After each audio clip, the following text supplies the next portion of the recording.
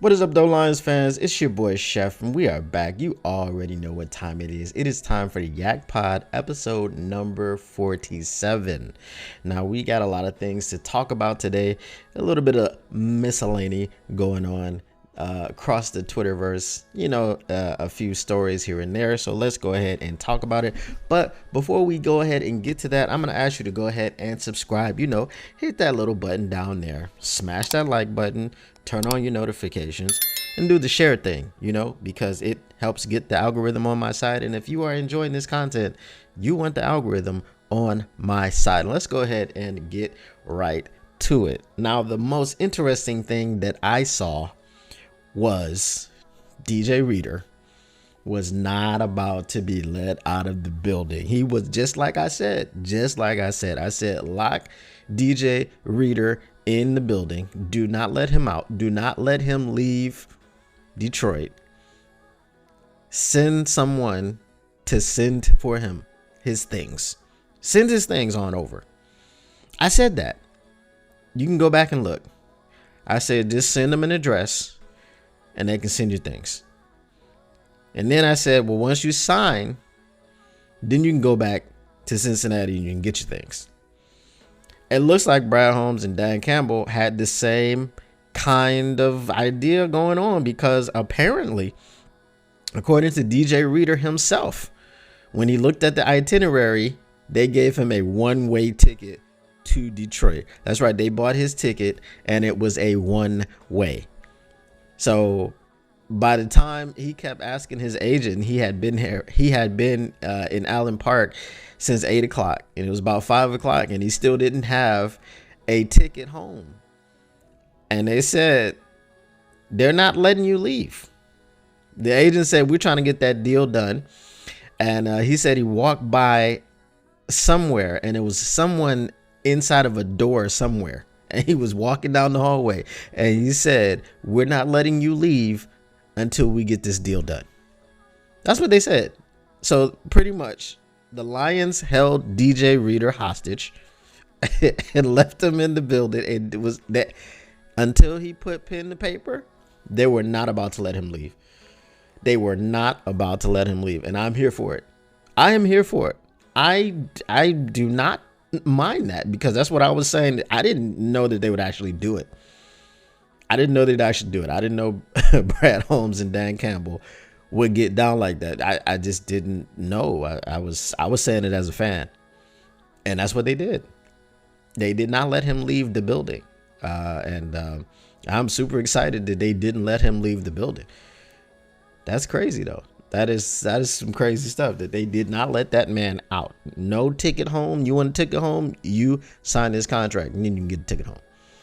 You sign a contract and you can go home. You can go to Houston. You can go to Cincinnati. You can go wherever you want to go. As long as that contract is signed, then you can go. You can get on the flight. You can get on the flight after that. So I was glad to see that. A little bit of lighthearted stuff with, some things which are not so lighthearted going on, like our next topic, which is Josh Reynolds. Some in his camp were encouraging him to try to find a better place away from some of the toxicity of certain Detroit fans. I know that he took some of it to heart. We can't do that, man. We cannot do that. I understand that there are some players who they don't fit the team. They aren't great. I have a long-standing feud with Jeff Okudah. I can't stand Jeff Okudah, and I'm happy that he's no longer on the team. But he wasn't contributing to winning. Josh Reynolds contributed to wins. Lots of wins. And I've been on record saying that I wanted him to come back because I wanted him to be able to bounce back from those couple of drops that he had in the NFC Championship game. I mean, look at how he played in that Rams game. He helped us win that game. He came up clutch, getting first downs. He helped us win that game. He helped us win a lot of games. I mean, the stat line was crazy for him. How long did it take for him? I think it was like week 10 or something. I have to go back and actually check. But I think it was like week 10 where he caught a ball that wasn't a touchdown or a first down. That's crazy. That is crazy. Like, receivers don't do stuff like that. Amon-Ra St. Brown doesn't do that. So I don't know what kind of stuff was being said to Josh Reynolds. I'm not really a person that's usually on their socials like that. So, I could imagine it was, probably some death threats and talking about people's families and things of this nature, which, I mean, that they call us fans because it's short for fanatics. But at some point, there's certain things have to be off limits, man. It is a game. These players are paid handsomely to play a game. If they lose a game, if they have a bad game, that doesn't mean that we should attack them personally. And to hear that a player left the team because the fans were just getting on his case and they were just out of pocket and being really toxic. That's not good, man. That is not good. We're up and coming. We're on the cusp of the Super Bowl. I know it hurts, but it can't be that. It can't be that. We can't. I mean, these guys go out and they talk about, look at CJGJ when he came to Detroit and he didn't have anything good to say about Philly and their fans. He came to Detroit and had nothing good to say about Philly and their fans. But so now we don't want players doing that with us. We don't want players going to other cities and having nothing good to say about the city and the fans. We don't want that to happen, because when you do that and enough players do that, then a lot of players aren't going to want to come. These guys talk to each other. It's very much a fraternity. I mean, you can see after games. They are the fiercest competitors. But then after the game, they're swapping jerseys, buddy, win, lose, or draw. So these guys have relationships. And we need to keep that in mind. So stuff like that. I can't tell you what to do.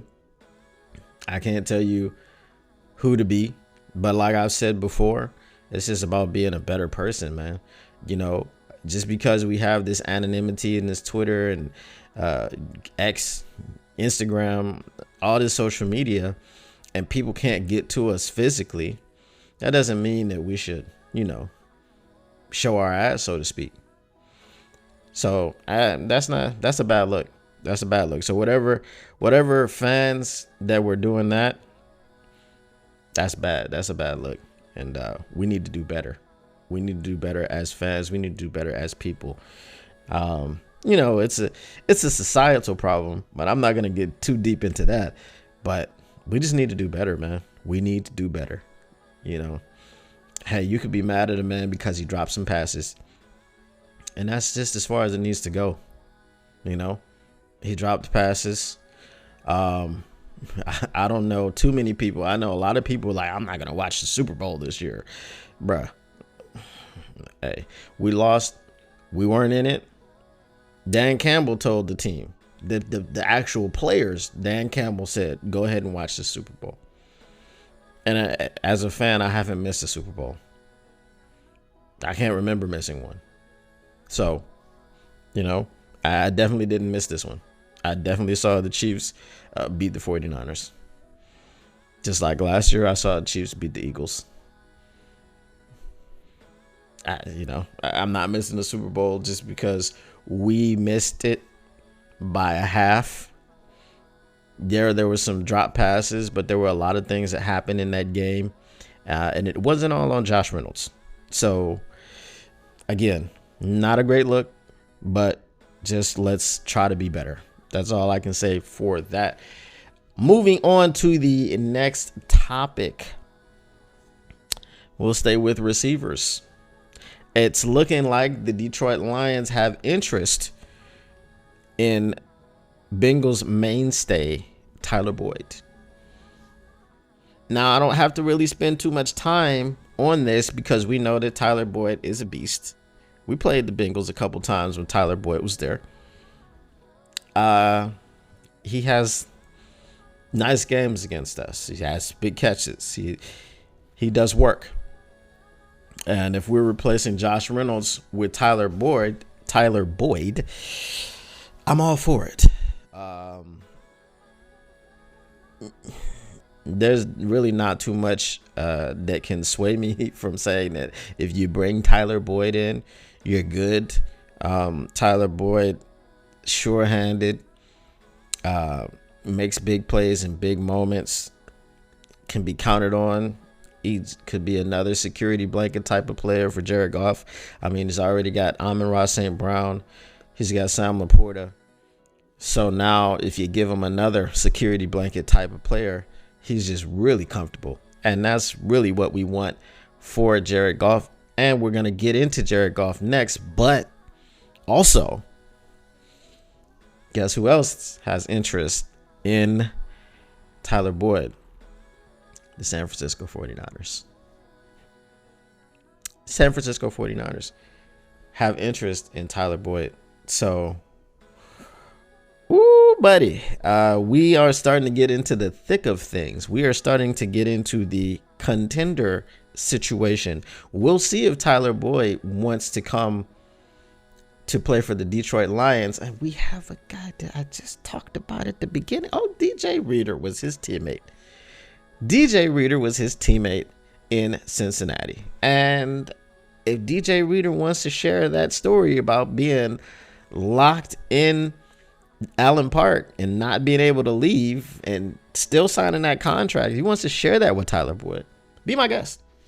Be my guest. Obviously, the money has to be right. The length of the deal has to be right. But we've already got a former Bengal in DJ Reader. Let's go ahead and get a former Bengal in Tyler Boyd. That has my stamp of approval. But like I said, now we're in the situation where we're going to be competing for guys with other teams, with other contenders. And we're going to see what people think about us around the league. I mean, Dan Campbell is a coach that you want to play for. It seems that everybody wants to play for. I mean, Aaron Glenn, like him or not, apparently, you know, they did that poll and he's a guy that a lot of people want to play for around the league. So, you know, our coaching staff is primarily made of ex-players. You know, Ife Melifanu, shout out my Nigerian brother. You know what I mean? You know what I mean? I did my ancestry. I'm 51% Nigerian. Yeah, no, I'm not about to do the Lizzo. But anyway, so shout out Iffy. And that was one of the things that he was saying. He's like, our coaches, when they say things, you want to listen to them because they've been through it. They've done it. They played in the league. Right? So no disrespect to any coaches that haven't played. I mean, Bill Belichick is arguably the greatest coach of all time. He didn't play in the NFL. So we got some advantages now. We got some advantages. The culture, you know, all grit, that grit culture. We got some advantages. So I think we'll see how it shakes out. But yeah, if it's not about the money, then it's about who Tyler Boyd thinks is going to give him a better chance to win. Now, obviously, you would say, hey, it's San Francisco because they were in the Super Bowl, but that's not really the case because we were one half away. And, you know, maybe some players believe that they are the missing pieces and they will come here and ball out and make sure that that doesn't happen to us again. So yes, on Tyler Boyd for me. And the last thing that we are going to talk about today, I said we were going to talk about Jared Goff. According to Ari Mirov, the Jared Goff extension is going to come in at $49 million. $49 $50 million? Yes, Chris Tucker voice. $50 million? That's what we're talking about. It is a reality. It is here now. What are your thoughts? What are my thoughts? I'm going to think about it like this. Jared Goff, I was famously not a Jared Goff guy when he came here. And I have said that Jared Goff has won me over with his play. Jared Goff has some limitations, but Jared Goff knows this system like the back of his hand. He is going into the 4th year of this system.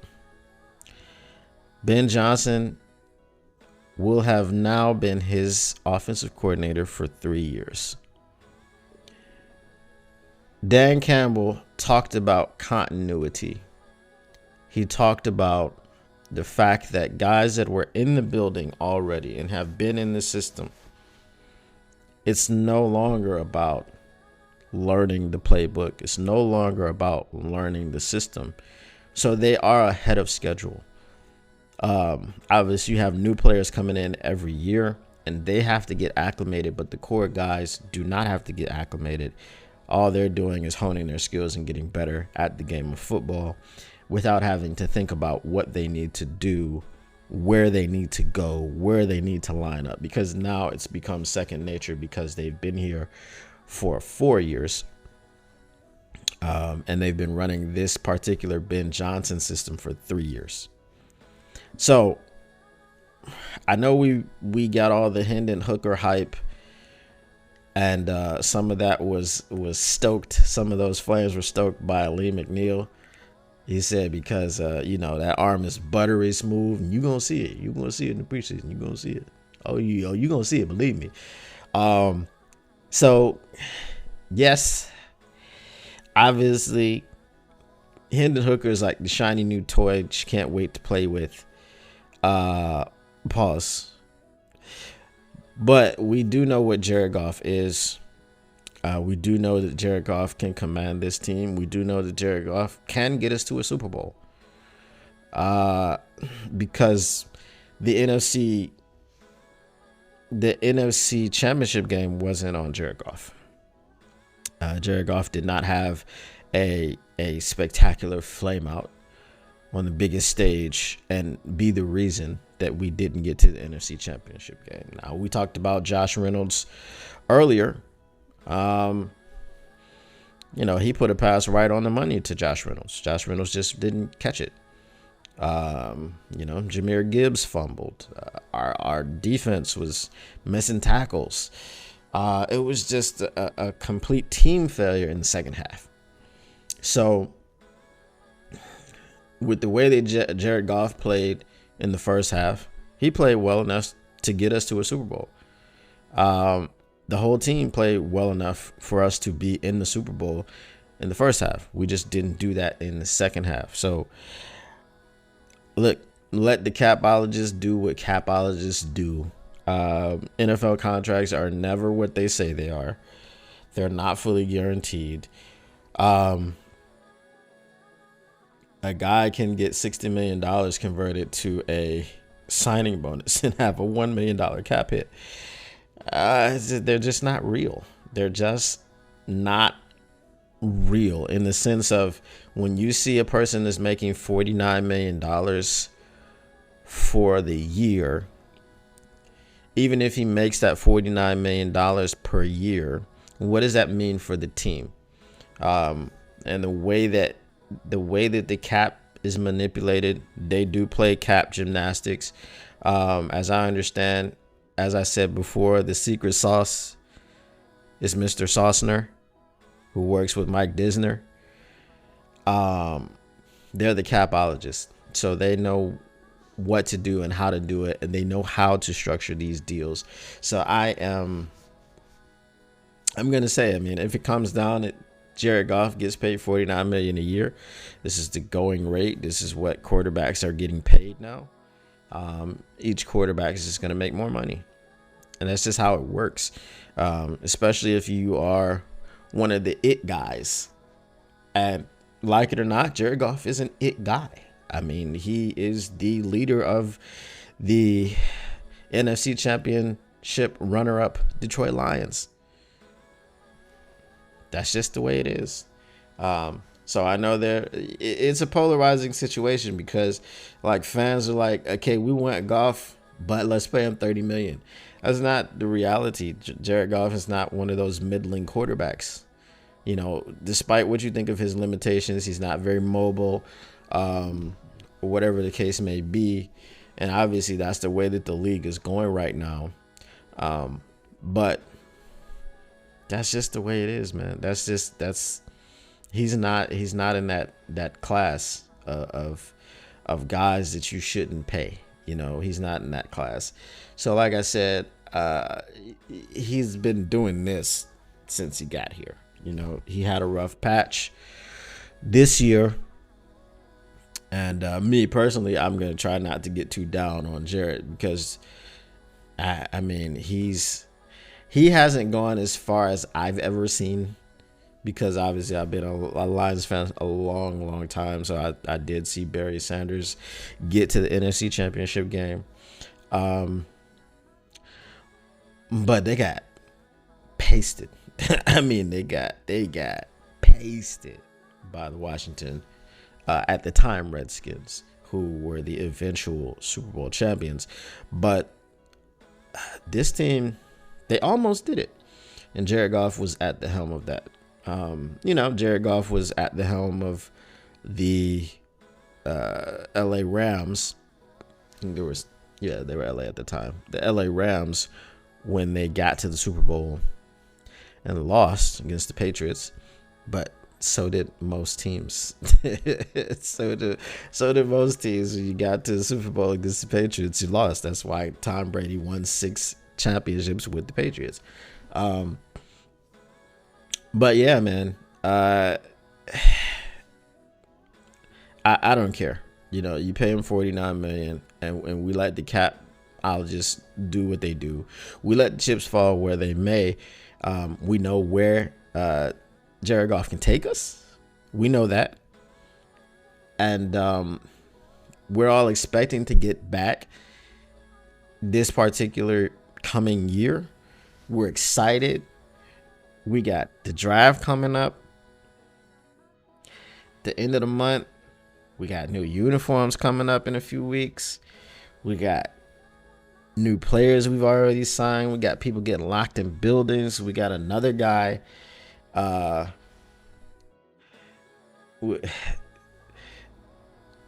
Bates Motel.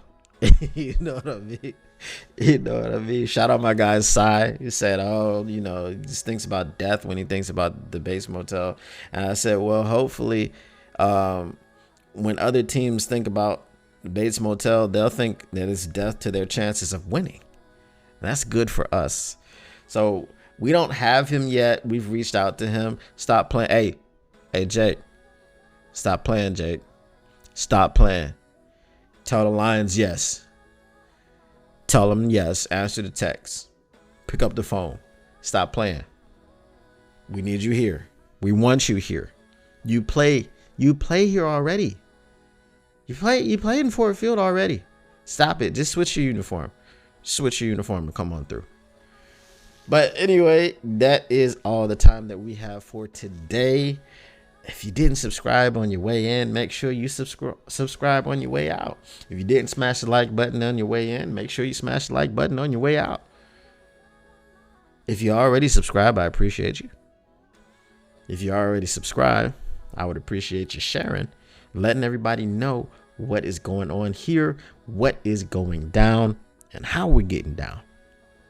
Help yourself. You know what I'm saying? I got something cooking up in the back. You already know what it is.